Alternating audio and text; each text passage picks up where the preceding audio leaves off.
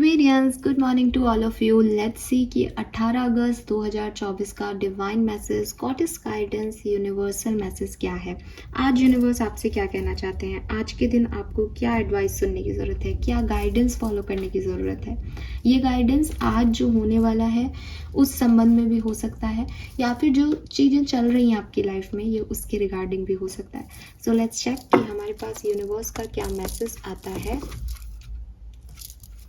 Please universe, please divine power, please spirit guides, please give me the accurate message which are in our higher goods. Thank you.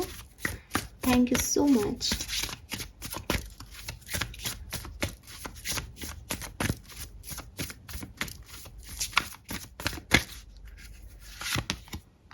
Oh, we have highest good.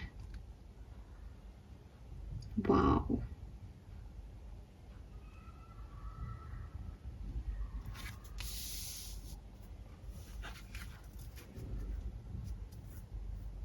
And bottom energy दिखाऊंगी क्योंकि इसी से मिलती जुलती कहानी है, mystery.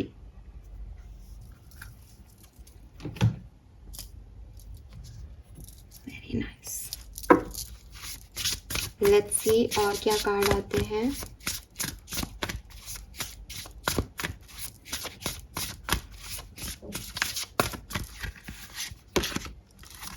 Confidence number 23। Yes,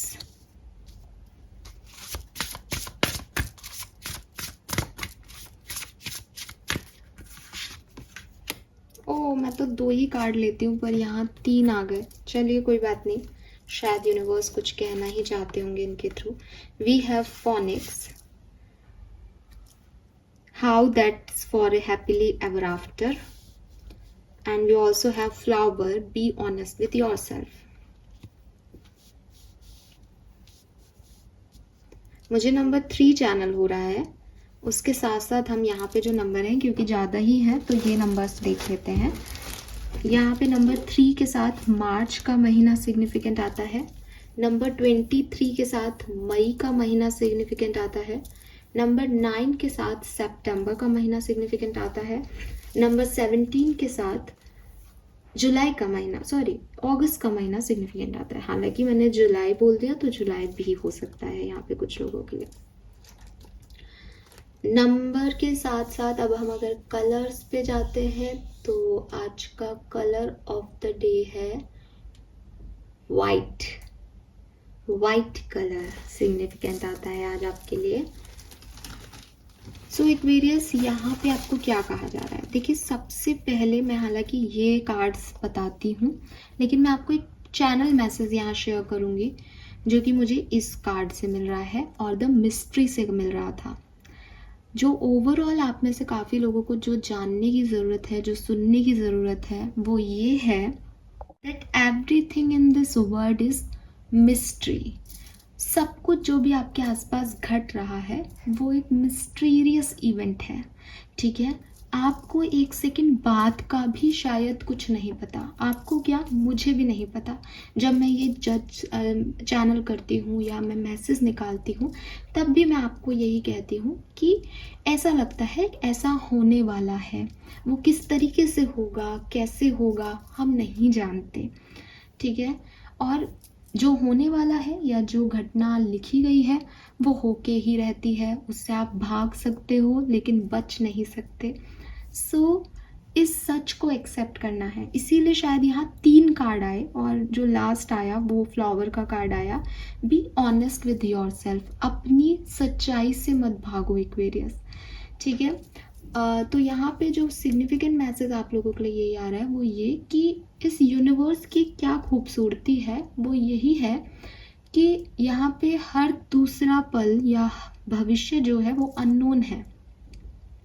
अगर आपको ऐसा लगता है कि मेरा आज अच्छा नहीं है, मेरा कल भी अच्छा नहीं होगा, तो आप बेवकूफ़ी कर रहे हैं क्योंकि आपको नहीं पता, कहीं ये नहीं लिख रहा कि जिसका कुछ प्रेजेंट खराब हो उसका भविष्य भी खराब होगा, या आपको नहीं पता चीज़ें कैसे टर्न ट्विस्ट हो सकती हैं।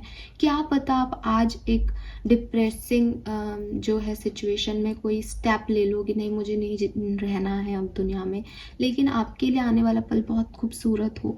तो ये इस अननोन चीज़ की खूबसूरती है। इसका अपोजिट भी हो सकता है कि आप आज हवा में उड़ रहे हो, आपको लग रहा है मेरे पास सब कुछ है, बहुत कुछ है, मैं ये करूँगा, मैं वो करूँगा, बट यू नेवर नो कि कल आपके पास ये चीज़ें रहेंगी या नहीं। सो ऑलवेज ग्रैटिट्यूड शो करो कि जब तक जो आपके पास है, चाहे वो कोई इंसान हो, चाहे वो कोई रिश्ता हो, चाहे वो कोई मटेरियलिस्टिक चीज़ हो, वो जब तक आपके पास है तब तक आप उसकी अच्छे से सेवा करो, अच्छे से उसके साथ रहो, बिकॉज वो कब आपके साथ होगी, कितने टाइम के लिए रहेगी, कब चली जाएगी, आप किसी का नहीं जानते। आप अपनी ज़िंदगी को उठा के देखोगे या आपकी ज़िंदगी में बहुत टर्न एंड ट्विस्ट नहीं है और लोगों की ज़िंदगी को आप देखोगे जिनकी लाइफ में बहुत टर्न एंड ट्विस्ट आए हैं, तो वो आप उनसे बात करोगे या उनको समझने की कोशिश करोगे या अपनी लाइफ को थोड़ा सा आत्मचिंतन करोगे, तो आप देखोगे कि कई बार आपने बहुत मेहनत की फिर भी आपके काम नहीं बने, और कई बार आपने कुछ भी नहीं किया फिर भी आपको सब कुछ मिल गया। तो ये जो चीज़ें हैं, ये ऑटोमेटिकली लाइफ में घटनाएं हैं जो कि होती हैं, लिखी गई हैं। तो आप बहुत कुछ नहीं भी करोगे तो भी हो जाएंगी, आप बहुत कुछ करोगे तब भी अगर कुछ नहीं होना तो वो नहीं होगा। ये सिचुएशन आपको ये कहती है, ये गाइडेंस आपको ये कहती है कि सब कुछ मिस्ट्री है, सब कुछ अननोन है। ट्रस्ट कि जो कुछ भी हो रहा है और जो कुछ भी होने वाला है वो आपके हाईएस्ट गुड के लिए ही हो रहा है, वो आपके अच्छे के लिए ही हो रही है, उसमें कोई ना कोई भला ही है।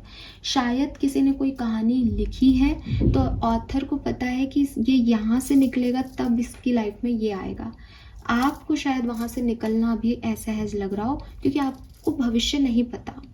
तो जिसने ये कहानी लिखी है, जिसने आपकी किस्मत लिखी है, जिसने आपके कर्मों का लेखा जोखा लिखा है, उसको पता है कि भैया इसको ये चीज़ ऐसे देनी है। एक बहुत ही सुंदर सी कहानी है, छोटी सी, वो आप लोगों से शेयर करूँगी। मैंने भी अभी कुछ टाइम पहले ही सुनी है तो मुझे अच्छी लगी, तो मैंने सोची थी मैं आपसे शेयर करूँगी और आज मुझे मौका मिल गया उसको शेयर करने का। कहानी ऐसी है कि एक सज्जन पुरुष होते हैं, उनके 2 बेटे होते हैं, ठीक है।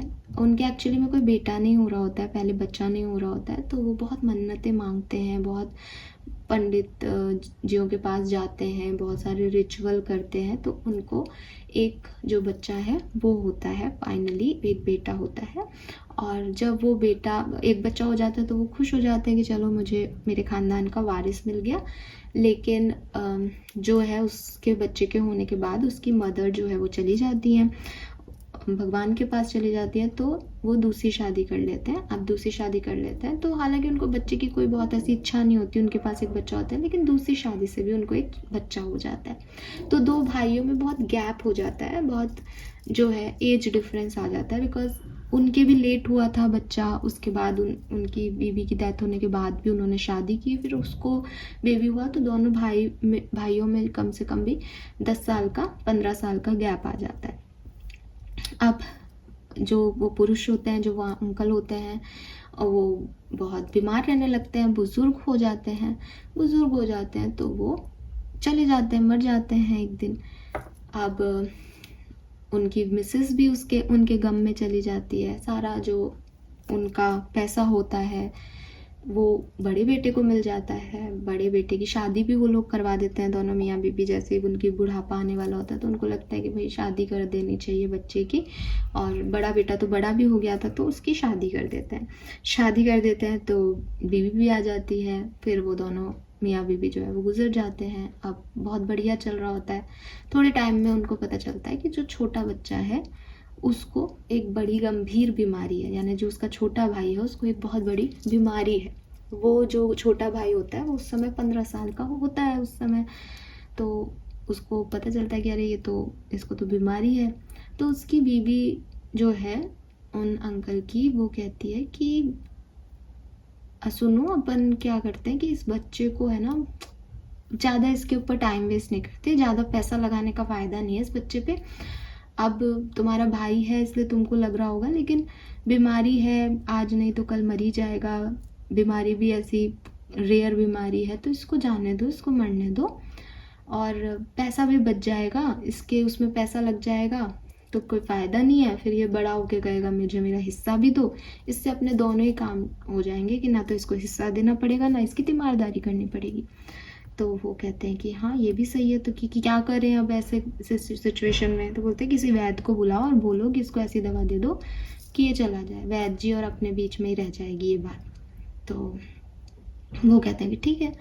अब एक वैद्य जी को बुलाया जाता है, वैद्य जी आते हैं, वैद्य जी को बात कही जाती है कि देखो इसको ऐसी बीमारी है, क्या ये बच सकता है। तो वैद्य जी कहते हैं भाई देखो सब कुछ भगवान के हाथ में है ऐसे तो, लेकिन मैं अपनी तरफ से कोशिश करूँगा। तो कहते हैं कि कोशिश मत करो, ऐसी दवाएं दे दो इसको जो इसको थोड़ा धीरे धीरे करके जो है इसकी बीमारी को और ख़राब कर दे, चला जाए। हम नहीं चाहते ये ज़्यादा जो है वो सहे, और ये आपके और हमारे बीच की बात रहेगी। तो वैद्य जी ऐसा ही करते हैं, पैसे के लिए कोई कुछ भी करता है दुनिया में, अपन को भी पता है। तो वैद्य जी उसको वो दवा दे देते हैं जिससे वो बच्चा जो है वो चला जाता है। अब दोनों मियाँ बीवी खुश हो जाते हैं, दोनों जो है वो खूब पैसा हो जाता है उनके पास, एक अकेला रह जाता है। दुनिया को भी ऐसा लगता है कि अरे छोटा भाई बीमार था मर गया। अब उनके बच्चा हो जाता है, एक बच्चा हो जाता है। तो थोड़े टाइम तो बहुत सब खुशी मंगल से रहता है, ये भी अपना कर्म करके भूल जाते हैं, इनको भी याद नहीं रहता इन्होंने क्या किया क्या नहीं। साल गुजरने के बाद भूल जाते हैं, 1-2 महीने तक थोड़ा सा रहता है अरे यार अपन ने ऐसा किया ऐसा किया, उसके बाद सब सेट हो जाता है ना। उसके बाद जो बच्चा होता है इनका वो बीमार होता है। अब बीमार होता है तो कहते हैं कि भाई इसको ठीक करा लो, ठीक करा लेते हैं, वो ठीक हो जाता है। फिर उन अंकल को लगता है, उन मियाँ बीवी को लगता है, बड़े भाई भाभी को लगता है कि यार अपन अपने बच्चे की शादी कर देते हैं, बीवी आएगी तो ये शायद ठीक हो जाएगा, और बीमार बहुत रहता है अपना बच्चा।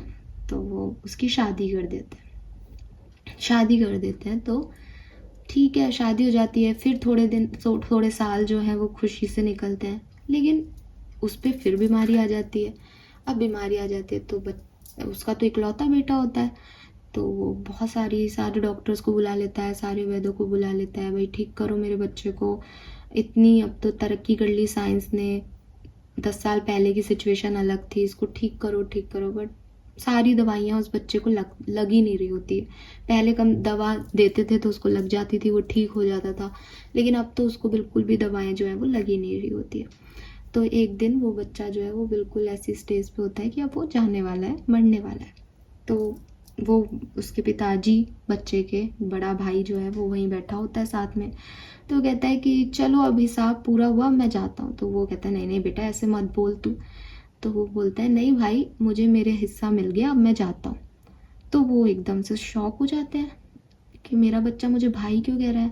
तो वो सोचता है भाई दवाओं का असर है शायद, इसलिए ऐसी बातें कर रहा है। तो वो कहता है मैं तेरा भाई नहीं तेरा बाप हूँ। तो वो कहता है कि नहीं नहीं भाई तुम मेरे भाई ही हो, और मैं तुम्हारा वही भाई हूँ जिसको तुमने मार दिया था। और आज जो है मुझे उसी एज में बीमारी लगी थी जिस एज में तुम्हारे भाई को लगी थी, और अब तुमने मेरी बीमारी पे इतना खर्चा कर दिया है जो कि मेरा हिस्सा था इस जायदाद में, तो मेरा हिस्सा मैंने ले लिया और अब मैं जा रहा हूँ। तो कह रहे हैं कि अरे बेटा ऐसा मत कर, तू क्या सोच रहा है, चल हमारा छोड़, हम तो हैं ही पापी, तो तू हमको दुख दे के जा रहा है अपने बूढ़े माँ बाप को। चल ठीक है मैं समझ गया, लेकिन तेरी बीबी का तो सोच, उसने क्या गलती की जो वो इतनी सी उम्र में, हमने तो तेरी शादी जल्दी करवा दी इसलिए ताकि तू ठीक रहे, तू अच्छा रहे, तेरा परिवार बन जाए टाइम से, और अब तू उसको छोड़ के जा रहा है। तो कह रहा है कि नहीं नहीं मैं उसको छोड़ के नहीं जा रहा हूँ, तो वो भी अपने हिस्से का भुगतेगी। तो कहते हैं कि अच्छा वो इतनी अच्छी लड़की छोटी सी अभी, उसने क्या बिगाड़ा तेरा। तो वो कहते हैं कि वो उसने बिगाड़ा नहीं, वो वही वैद्य है जिस वैद्य ने आपके साथ मिलके मुझे वो दवा दी थी, तो वो भी अपने हिस्से का भुगतेगी। उसने मुझे मारा था, अब वो भी अकेली इस दुनिया में जिएगी और सारे लोगों का टॉर्चर सहेगी, क्योंकि उसने अपनी दवा से मुझे टॉर्चर दिया था, और वो इंसान जो है वो मर जाता है। तो ये कहते हैं कर्म, कि आप क्या कर्म कर रहे हो, वो ज़रूरी नहीं कि आप कोई कर्म कर रहे हो तो आपको वैसा ही फल मिल जाएगा, उसी समय फल मिल जाएगा। ऐसे ना ये ऐसे घूम फिर के कहीं से आता है। तो इसीलिए हमारी लाइफ में हमको नहीं पता कि हम आज जो कर रहे हैं उसका कर्म हमें कहाँ मिलेगा, कैसे मिलेगा, क्या मिलेगा। इसलिए सोच समझ के कर्म करने होते हैं। दूसरी चीज़ जो आपको आपकी ये रीडिंग कहना चाह रही है कि सब कुछ मिस्ट्री है, ठीक है, सब कुछ मिस्ट्री है, इसलिए सिर्फ और सिर्फ आपके हाथ में क्या है, आपका कर्म। आप क्या कर रहे हो। आपको लग रहा है कि मैं इस तरीके से पैसा पा लेता हूँ, ऐसा कर लेता हूँ, इस तरह से इन लोगों को उल्लू बना देता हूँ, ये आपको लग रहा है ना, ये रिटर्न नहीं है। ये आपकी सोच है, आप उसको करके देख लो, आपको मिले तो, लेकिन होगा वही जो वहाँ लिखा है। ठीक है, सो वही चीज़ है कि जो कुछ भी होगा वो आपके हाईएस्ट गुड के लिए होगा। अगर आप अच्छे हो तो आपका पुनर्जन्म भी आपको वो सारी चीज़ें दे के जाएगा जो आपको मिलनी थी, राइट। जैसे उस छोटा भाई था, उसके मन में कोई गद्दारी नहीं थी, तो उसको वो उसने ना तो मांगा कि मुझे कुछ दो, ना उसने कहा कि मुझे किसी से बदला लेना है, लेकिन अपने आप यूनिवर्स ने कर्मा दिखाया और उसको वहाँ ला के खड़ा कर दिया कि तू कर इन लोगों के साथ वही।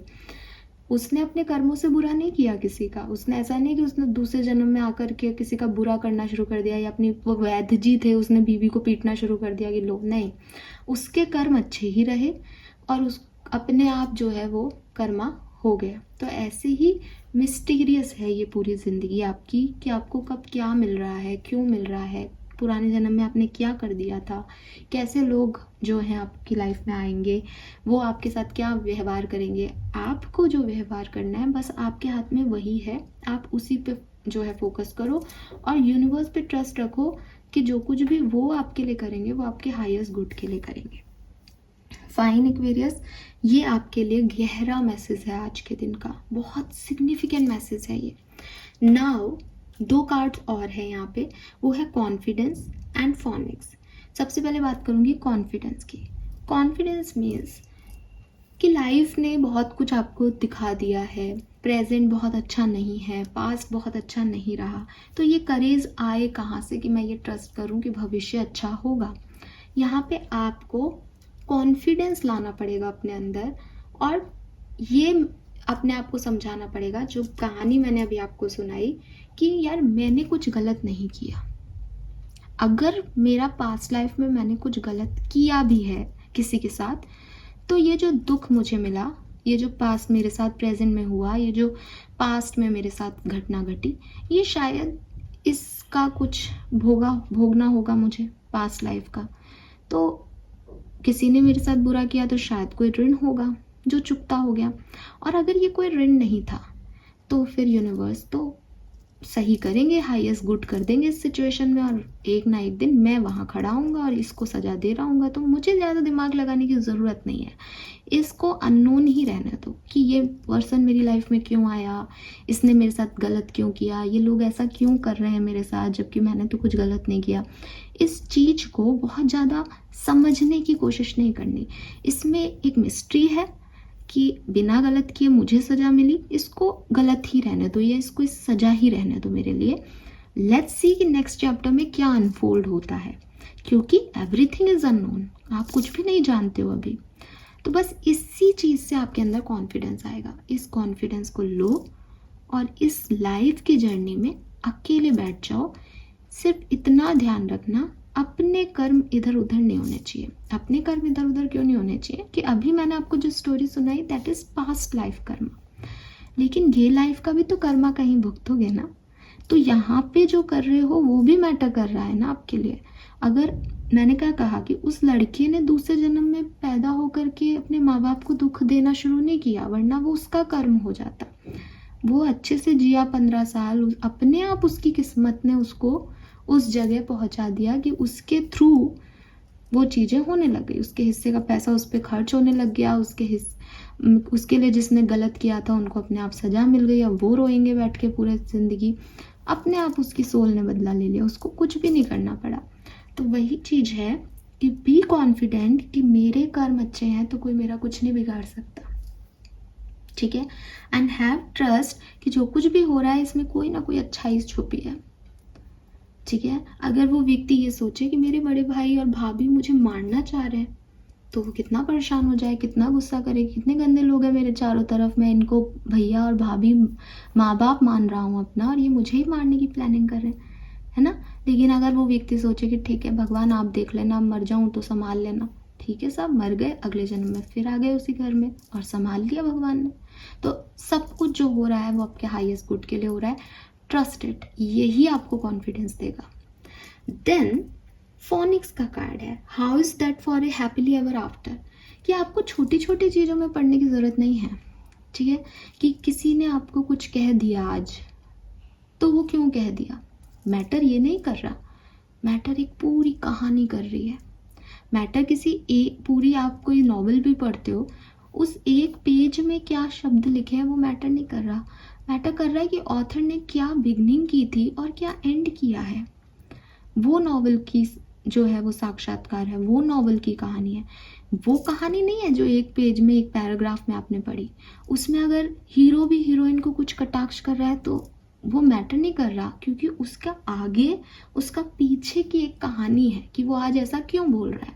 ऐसे ही आपकी ज़िंदगी में भी ज़रूरी नहीं है कि आपको चाहने वाले या आप लोगों के अपने लोग हमेशा हर सीन में, हर पन्ने पे, मतलब मैं ऐसे बोल रही हूँ हर सीन हर पन्ने, मतलब आपकी ज़िंदगी के हर किस्से में वो आपको बेहतर ही बोलते दिख रहे होंगे। कि आप फ्लैशबैक में जाओ कि यार मेरा पार्टनर मुझसे प्यार करता है नहीं, और आप सोच रहे हो कि नहीं वो तो प्यार नहीं करता। कि क्यों नहीं करता? क्योंकि आज से 1 साल पहले आज के दिन उसने तो मुझसे कहा था कि तुम मोटी दिखती हो। तो अब मोटी दिखती हो कि कोई भी पार्टनर अपने पार्टनर को डिसरिस्पेक्ट थोड़ी कर सकता है। वो मुझसे प्यार नहीं करता।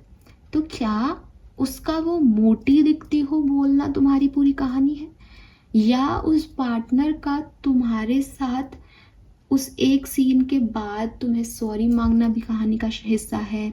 क्या उस पार्टनर का मोटी दिखती हो उसके बावजूद 10 लड़कियों में से तुम्हें चूज़ करना भी तुम्हारी कहानी है? क्या उस पार्टनर का आगे चल के तुम दुनिया की सबसे खूबसूरत लड़की हो कहना भी तुम्हारा कहानी का हिस्सा है? तो कहानी का हिस्सा जो है वो किसी एक पेज की स्टोरी नहीं है, किसी एक दिन की कहानी नहीं है, एक सिचुएशन की कहानी नहीं है। यहाँ बहुत सारी सिचुएशंस हैं जिसमें सब ने अपना अपना काम किया, जिसमें सब ने कुछ बोला, कुछ कहा, कुछ सुना। आपने भी कुछ बोला, उन्होंने भी कुछ बोला। सबको मिलाओ और फिर देखो कि कहानी क्या छपी, कहानी क्या बनी। ठीक है? क्या आप सही किरदार हो कहानी में? क्या वो सही किरदार है कहानी में? इसका अपोजिट भी हो सकता है कि आप सोच रहे हो कि मेरा पार्टनर मेरा सोलमेट है, बहुत अच्छी कहानी है, हम प्यार करते हैं, वापस आ जाएगा। लेकिन आप अगर ध्यान से देखोगे तो कहानी के हर पेज पे वो नायक नहीं, वो खलनायक की भूमिका में है। कि वो हर पेज में आपको चोट पहुंचा रहा है, हर कहानी, हर किस्से में वो कुछ ऐसा ही कर रहा है कि उसने तो पहले भी कई किस्सों में बता दिया कि that he is not your नायक, ही इज़ खलनायक। तो आपको भी यही कहा जा रहा है कि ओवरऑल कहानी देखो, बिगर पिक्चर में कहानी को देखो। पूरी किताब पढ़े बिना कहानी को जज मत करो। ठीक है?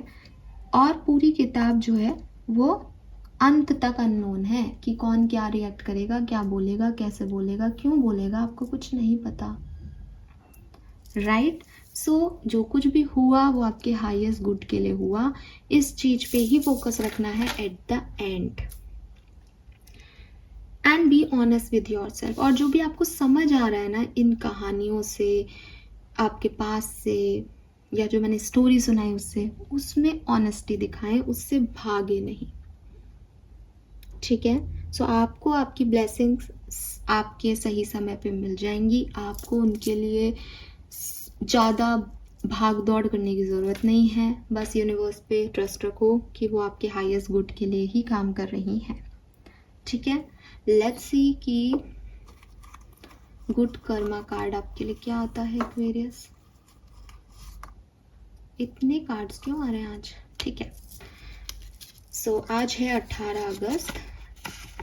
Donate money.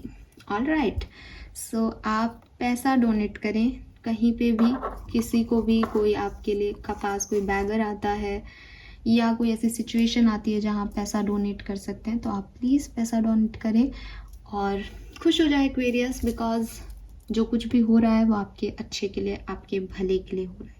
Fine, thank you so much reading को देखने के लिए, मुझे सुनने के लिए। आई होप कि एडवाइस आपकी लाइफ में चेंज लेके आएगी, पॉजिटिविटी लेके आएगी। Bye bye.